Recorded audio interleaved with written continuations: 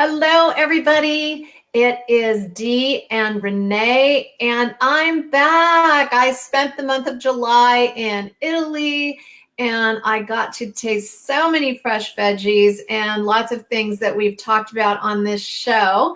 And maybe we'll share a little bit of that at one point. But today we're going to be talking about asparagus, and Dee has been busily working away while I've been gone and creating new recipes and exciting things for your low carb lifestyle. So this is not only about the ideal protein protocol, which of course Dee and I are coaches. I'm in California and she's at Red Cliff Pharmasave in Alberta, Canada, but it's also for just creating your maintenance lifestyle and staying on track and having new things that are super easy, but super tasty also.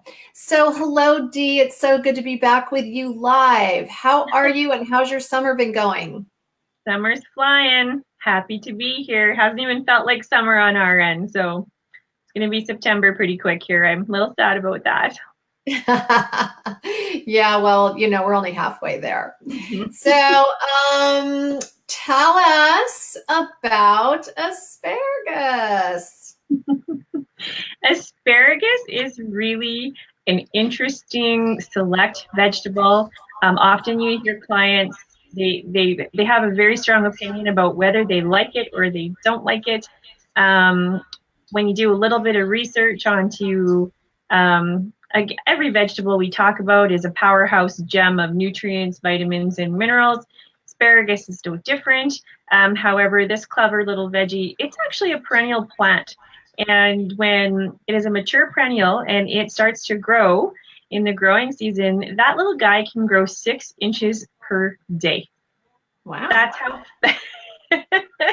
it's quite amazing. And California harvests over 50,000 tons of asparagus every year.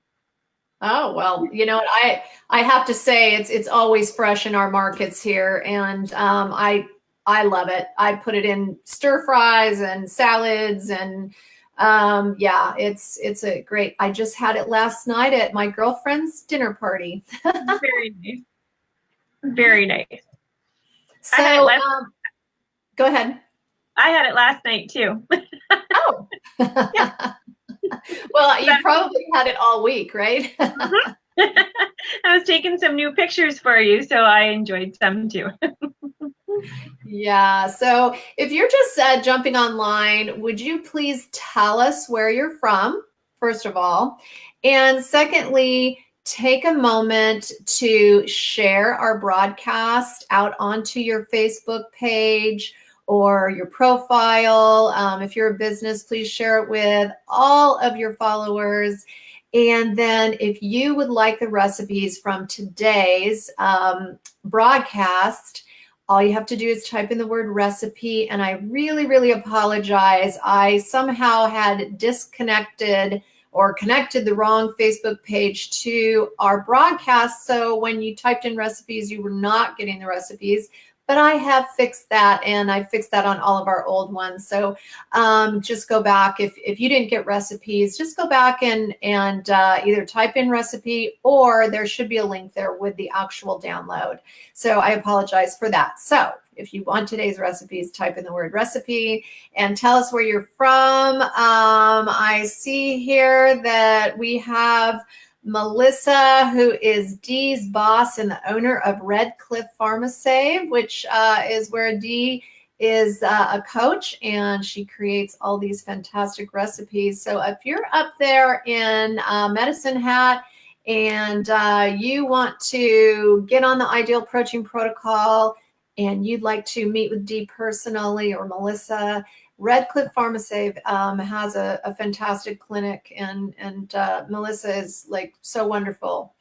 All righty, so okay, Dee, let's see what you have prepared for us. I thought this picture was so pretty that I wanted to make it the first one. Thank you. I wanted to do just something a little bit fun. But the real reason behind showing those veggies fanned out behind the mock guac is to show you that even though the mock guac recipe, you can make it with a full 2 cups of vegetables, there are unlimited veggies on your list that you can pair with that, so you can enjoy your mock guac with radish and cucumber and celery and mushrooms and still be within your daily limit. So your yellow pepper is select. However, I split that serving of mock guac in 2, so I was still within my limits in my journal on proper veggie consumption. And raw radish chips are the bomb in dips. They taste so good. They're peppery, they're fresh, and they're nice and sturdy for scooping. So it's actually fun to eat too. Yeah, you know what? Another thing I love to use as a scooper is endive. Oh, good idea. That's one of my favorites, but it is a select veggie, so you do have to make sure you're, measuring all that. But yeah, having the unlimited veggies like your cucumbers and your radishes, mushrooms, those kinds of things as your scoopers is awesome because you can have as many as you want. Yes, yes. And then, of course, you're totally welcome to pair them with all your IP chips. It's a wonderful way to enjoy it too. But if you're sitting at a party, barbecue, get together, potluck, or you're just having a really snickety snackety date, a lot of the times, we talk about this often in coaching rooms and all our own clinics about what true hunger is versus a craving. However, if you're having a craving, then this is something that can satisfy that craving and stay within your limits. And it will also help you to see that it is also maybe just a craving and not actually true hunger if you're following clean protocol. So, and over the years, I can't tell you how many versions of mock guacamole I have made. And there's so many opinions on guacamole. So some people dislike cilantro oh so very much. They say that it tastes like soap. That is a genetic factor unique to them. So they're not imagining it. It's actually true. A lot of recipes say that garlic ruins guacamole. I love garlic in my guacamole, and every time I make it, the more heat I add to it, I like it even better. So I like the combination of jalapeno peppers, fresh ones, not you can use jarred, but I do love fresh ones. You seed them, fine dice it, and I love some cayenne pepper in there as well. And the great thing about base recipes such as this, you can play with the amounts to make it your own. Many recipes only ever call for white onion. I adore red onion. So whether it is a recipe faux pas or not, I don't really care because I like the way I like what I like. I like the way the things I taste, the way they taste. So whether you want to use white or red or Spanish, it doesn't matter. You can take this and tweak it to make it your own. If you love cilantro, add more. It's a herb. It's basically a freebie. So get adventurous and put things together and test them out. The crazy thing about asparagus in mock guac is that if you add a little bit of your olive oil into your base recipe, it is so eerie how close it really is to smooth, creamy guacamole. It's awesome. Yeah, I have a client that brought some one time to a potluck that we had, and I was amazed because I'm a very simple eater. I'll eat chicken and broccoli and chicken salad all day long, and I'm busy, so I don't take the time to actually make things. But my clients that really love to cook, this is a great way to try alternative things. I know that. I think you, this is asparagus guacamole, but I think you on our cauliflower one, you had cauliflower hummus. Is that right? Yeah. Yeah. So, there's all kinds of dips that you can make that you're used to eating and, just really enjoying the things that you have enjoyed in the past, but making them so that they are low sugar, low, you're not eating the grains and the starchiness and the things that have caused the insulin response and the fat storage in the past. And we really need to change our lives in order, to have the longevity and the weight maintenance that we are looking for. So try this. It looks amazing. All right, so let's go on to, this was a beautiful picture too. Thank you. Tell us about the soup. That is asparagus soup. And again, there's so many recipes out there for traditional asparagus soup, and most of them are quite simple. Not a lot of steps, not a lot of ingredients, because you really want the flavor of the asparagus to come out. However, for very fast, satisfying lunches, you can blend your asparagus and other vegetables if you prefer. And so in this soup, there's actually 1 cup of 1 cup of asparagus and 1 cup of celery. And you just saute, but you boil it, simmer it in a pan for about 20 minutes. I like garlic, so I used garlic, a little bit of salt, nothing else at that point though, removed from the heat and stirred in the broccoli and cheese soup. And then once you have that all mixed together, then you can blend it with an immersion blender or just a regular blender. Transfer it back into your pot if it's lost too much heat, and then finish garnishing it the way you prefer. So I love green onions also, so just green onions and a little bit of fresh asparagus was my garnish. Another little grind of fresh ground pepper and a little grind of sea salt on that, and it was really delicious. The fun part about recipes like this, I've also done it with just the plain chicken soup. So you can have a chicken base. So many traditional asparagus soups call for cheese. And so that's why I used the broccoli cheese. And the really interesting thing is that the broccoli flavor does not overpower the asparagus flavor in this recipe. But if you're looking for no cheese, then I would recommend using the plain chicken soup and in the exact same method. So in this recipe, you get a complete full 2 cups of vegetables in an unrestricted ideal protein pack. Right. We're talking about the broccoli cheese soup from Ideal Protein, and then also the creamy chicken soup from Ideal Protein. So on Ideal Protein, we're not having dairy or cheese. So Dee, if you were going to make this without an Ideal Protein packet, would it be simple to use like a chicken stock base? Exactly. So you don't have to have cream and cheese like in traditional asparagus soups. Right. You could use, chicken stock, vegetable stock. You could even, pour in your 1 ounce daily allowance of your milk, just for color, right? You're not going to get a lot of flavor from that 1 ounce, but you can get that nice kind of creamy color without having it really, really, really thick. But yeah, chicken stock, get some no sugar, no carb, chicken vegetable stock in your pantry to use for recipes like this as well. Go ahead. Oh, you can, make ahead and have them in portable containers ready to go for your lunch every day, and pair them with a lovely, garden salad, and it's a great meal. Oh, I was thinking that this asparagus soup would be really yummy cold too. You can. Now, you totally can. And I need to get a little bit more adventurous too. In all the things that I do love to do, I'm just not a fan of cold soups yet. Oh, I'm going to say yet because I've always just associated soup hot. So anytime there's like a cucumber soup or, the real homemade cold tomato soup, those types of things, I'm just a little chicken. I'm just a little gun shy. So I need to broaden my horizons too, but you're completely right.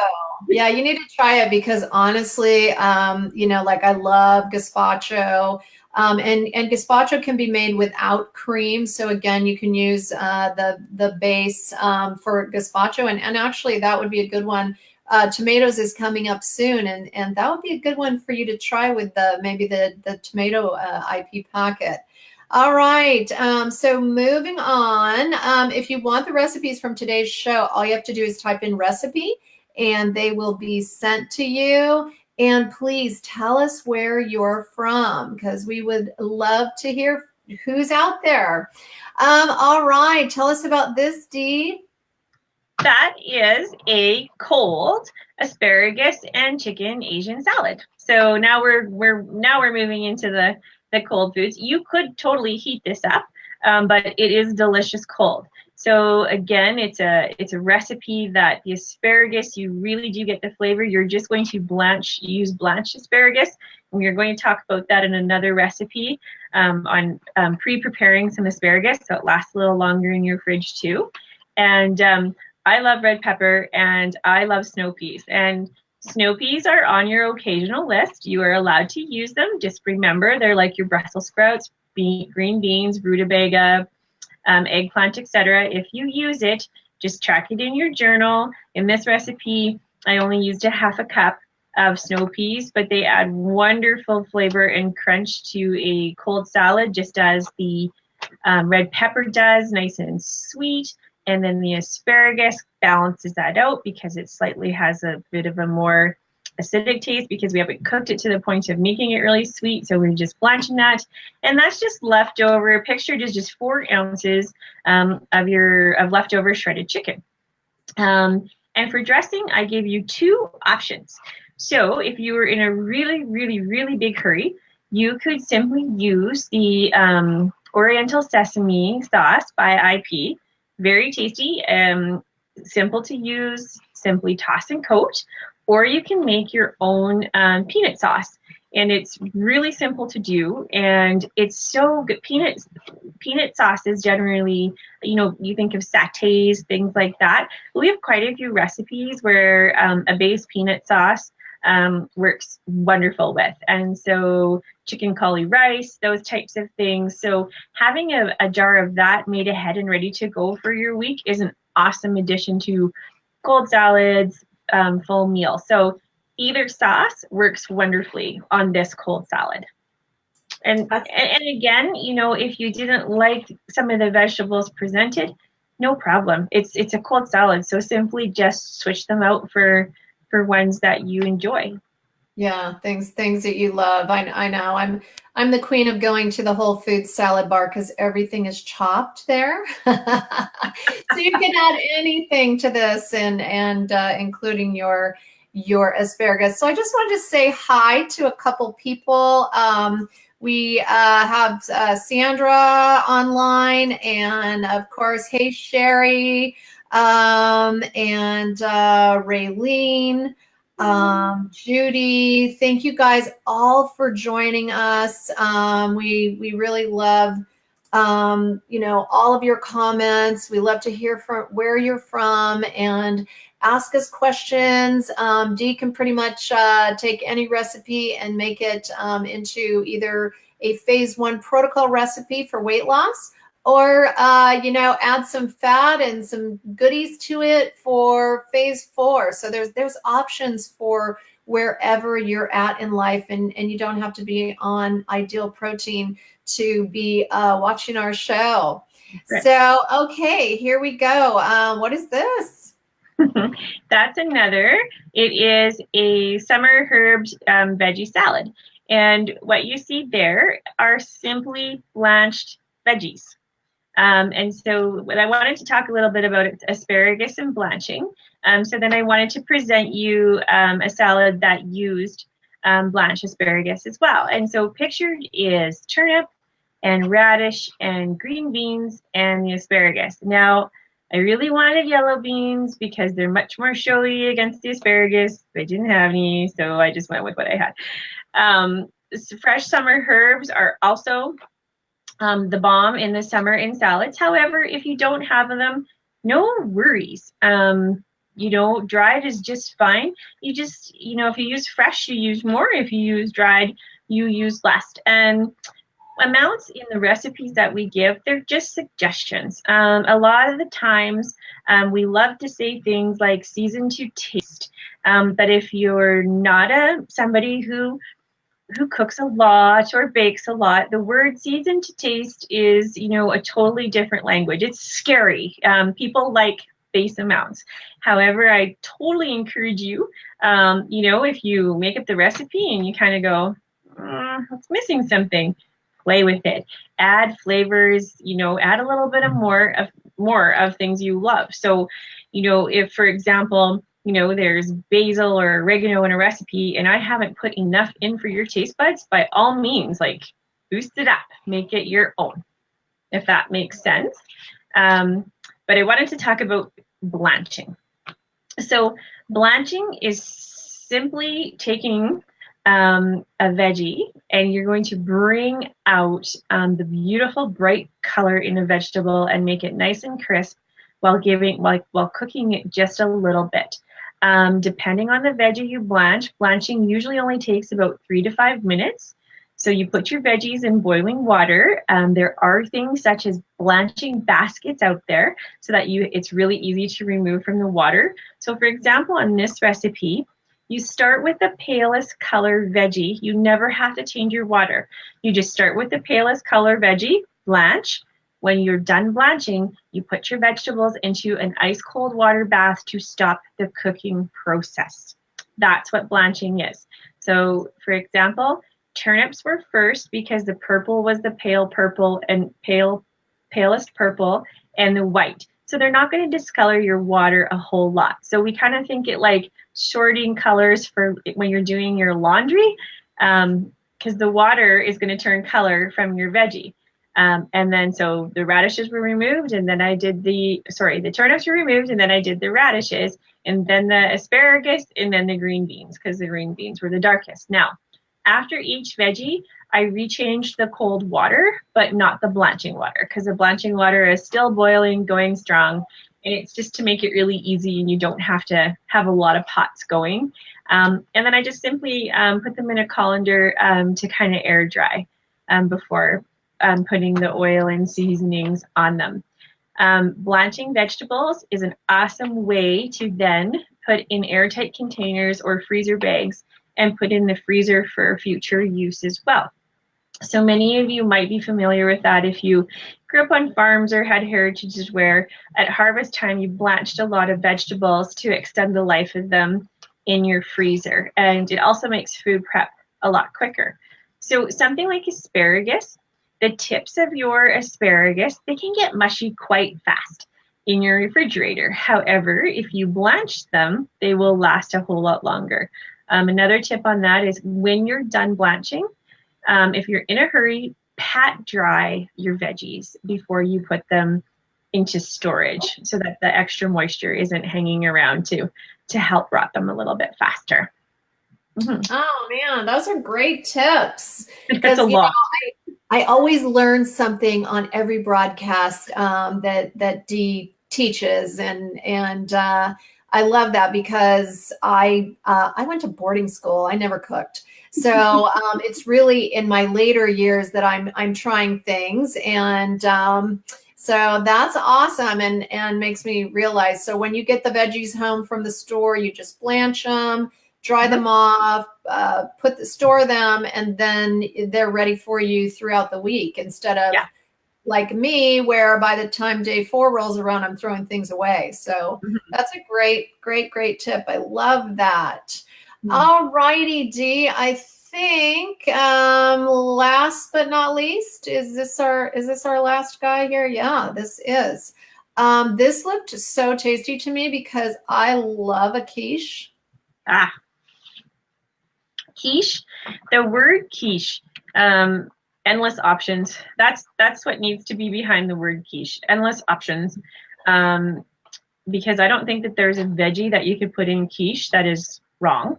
And this one, this is definitely an ideal protein friendly quiche. I did this on purpose for those foodies that love breakfast and brunch.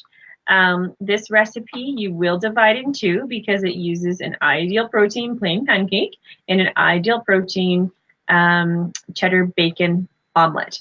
And the bacon cheddar really flavor really comes through in this quiche. So in traditional quiche recipes, you will often find, you know, ham, bacon, cheese, and of course cheese. You can't, cheese and quiche they're a marriage. So I wanted to use a little bit of that cheese flavor, and it does work. And so you make your quiche shell with the plain pancake, and you just make a plain pancake. You use a tiny bit extra water just so the diameter of your pancake's a little bit larger, and you press that warm pancake into the bottom of a 6-inch baking dish, 1.5 to 2 inches deep, because you need to then put in your chopped asparagus. Chopped mushrooms and asparagus is what I used in this recipe, but again, you can substitute whatever you like. Asparagus in quiche is amazing. Most of you out there have probably tried it at one time. If you haven't, I recommend you try it. And then you pour your egg mixture.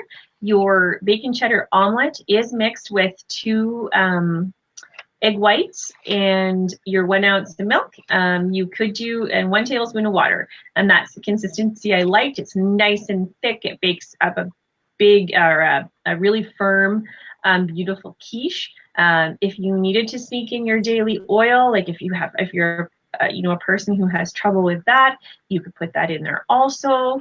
And then you simply pop in the oven and bake for 30 minutes, and voila. And it's I actually, after I took a picture of the quiche whole just from the top, but it just didn't really look. Kind of looks like a pie, looks like egg pie. So then I cut it, but then I actually then cut that into 8 wonderful pieces. And so, and it's so solid, it's so firm, it's really a great texture on your fork. You can eat it with your fingers, it all stays together, it doesn't fall apart, has great flavor. Again, really simple seasoning, salt, pepper, a little bit of garlic. If you wanted to be more adventurous, I did not, because I wanted the flavor of the cheese and the bacon to come through. And I'm a person who could eat breakfast for supper or breakfast for lunch any day. I love breakfast foods any time of the day. So this one, actually, the day that I made this, I ate it for breakfast and I ate it for lunch. I love breakfast for dinner too. I could eat eggs any time of the day. So I just really enjoy that. And that's a really good thought about the bacon and cheddar ideal protein omelet, because that's one of those meals that people either love or don't love. But I could see how this would really incorporate, because it has a fairly smoky flavor. So yes. I could see how this would really be incorporated with, the pancake flavor and then the veggies, and really be a great flavor for the quiche. I love it. Mm-hmm. So, okay. So we're kind of wrapping up our show. Our show goes so fast. But Dee, tell us a few tips that you might have for cooking with asparagus, or things that you might want to be sharing with people as we are approaching kind of, back to school, and how we, need to kind of get back into the swing of things. So when do your kids in the U.S. head back to school? The 16th is when my son, so next Thursday. Okay, so our kids here, most across Canada, will not go back until the end of the month, or until after the long weekend, September 4th. So you guys are all ahead of us a little bit. Always in your summer. Keep planning and preparing your weekly menus. If you overbuy your veggies, no worries. Portion them out, cook them, blanch them, freeze them, wash them, get them ready. Make ahead some recipes that can go in the freezer. Don't put anything to waste. Still in the summer season, look for fresh veggies that are in season. Asparagus falls into that category right now. You should be able to find really nice spears. You want spears that look more like pencils, you know, the thinner, the smaller, the larger it gets, the woodier it gets. I did want to share a couple fun tidbits on asparagus. White asparagus is not genetically modified. The farmer simply covers the asparagus as it's growing with more and more dirt, so it can't go under the process of the greening chlorophyll photosynthesis. And then they cut it while it's under the dirt. And so they harvest white asparagus.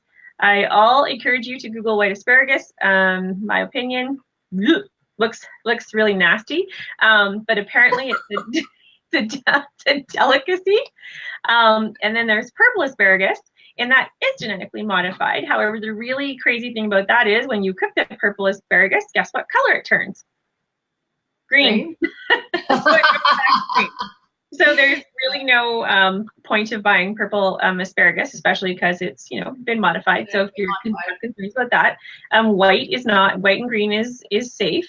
You know, when people make jokes about, well, you know what, I knew you eat asparagus because I could, you know, you can smell it in your pee. Well, that is also, if you can do that, that is also humanly genetic. So if you can't smell that, it's your genetic makeup, and it's a true thing. They've actually done studies on this. So if you know that you have eaten asparagus when you void, it's factual, actual, and legit. It's a real thing.